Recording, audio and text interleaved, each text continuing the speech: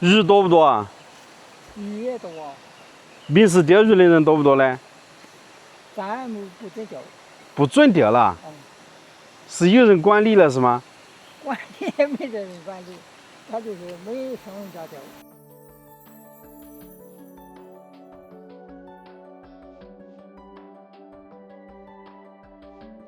这个地方的环境实在太好了，距离县城将近有40公里，距离镇上呢倒是很近，将近有3公里左右。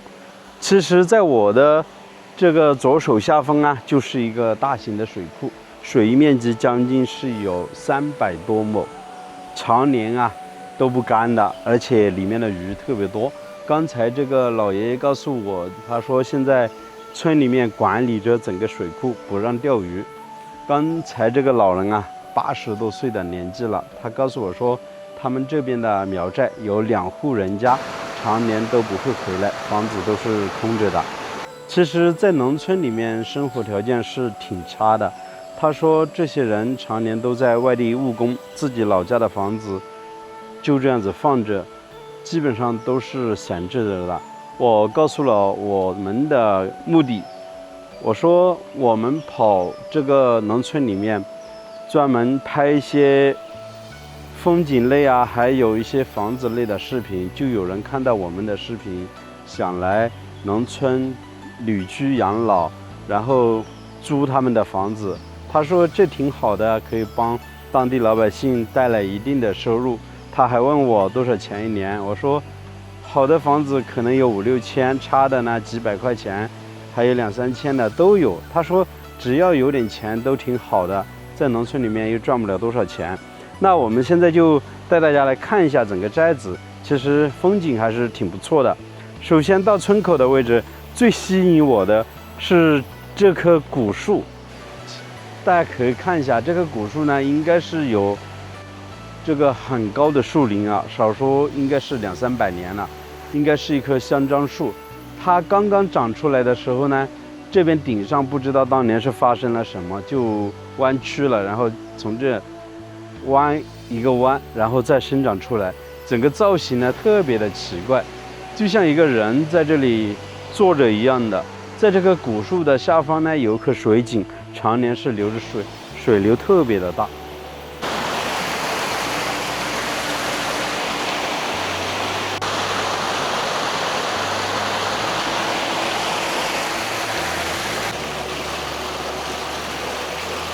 这边的水好凉快啊！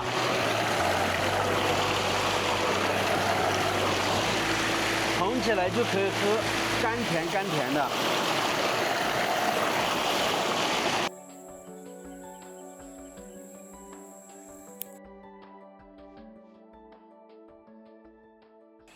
刚才就是老爷爷告诉我说，在我左手边那栋木房子现在关着门，常年这户主人家都不回来的。他说，如果有人想租的话，大概1年就2、3千块钱都可以。房子呢不需要装修，打扫一下卫生，买一些自己的生活物品就可以入住了。这栋房子大概建造的时间已经有50多年了，是湘西这边典型的苗族木屋，有3间，中间是堂屋，两边是卧室，再加上旁边还有个小小的厢房，里面呢就是厨房和卫生间。整个卧室呢有2个，厨房有1个，背后呢还有个旱厕，旱厕当中呢还有个可以养猪的猪圈。屋顶上的瓦片呢，没几年主人家也是刚检修过的。他说过年的时候偶尔会回来，基本上也不会回来，因为常年都在浙江那边打工，回来之后又赚不了什么钱，所以房子呢就这样子一直都是空着的。在门口的这块稻田呢是邻居家的，每年都会种上一些稻谷，然后里面呢养些鱼苗，在我们当地呢都叫稻花鱼，基本上就是一些鲫鱼还有鲤鱼。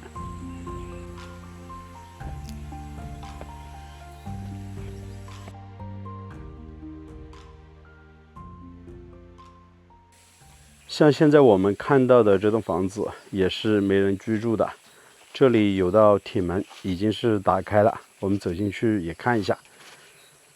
进来之后是一个单独的院子，都做了水泥的硬化，整个院坝呢也宽有将近100来平左右，是一栋木房子，旁边是一个小小的厢房，房子都挺好的，基本上也是打扫一下卫生就可以住人了的。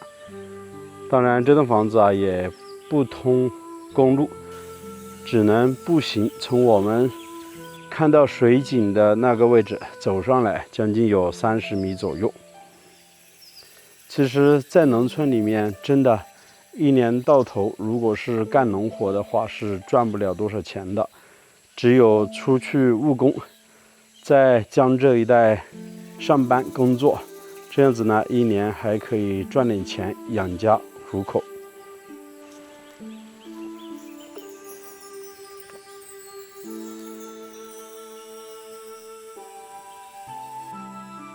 就像老爷爷说的，我们拍这个视频帮他们把这些没人居住的房子找到有缘人过来管理，然后还可以收一点点的房租，是一件非常好的事情。这样子老百姓的房子得到一个保护，然后还可以收一点租金，每年呢还可以买点柴米油盐之类的。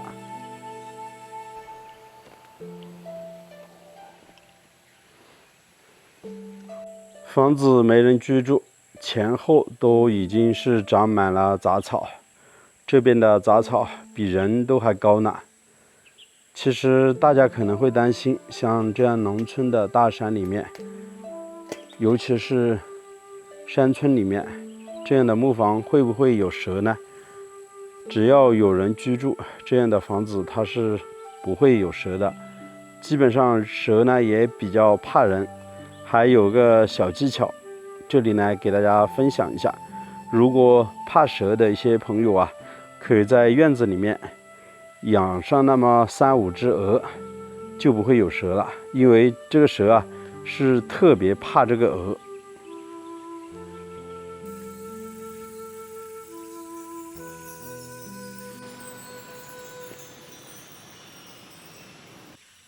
我们也可以看到，这户人家的院子还是挺宽的，门前的视野也是特别的开阔，一眼就可以看到下方的水库，还有远处的大山。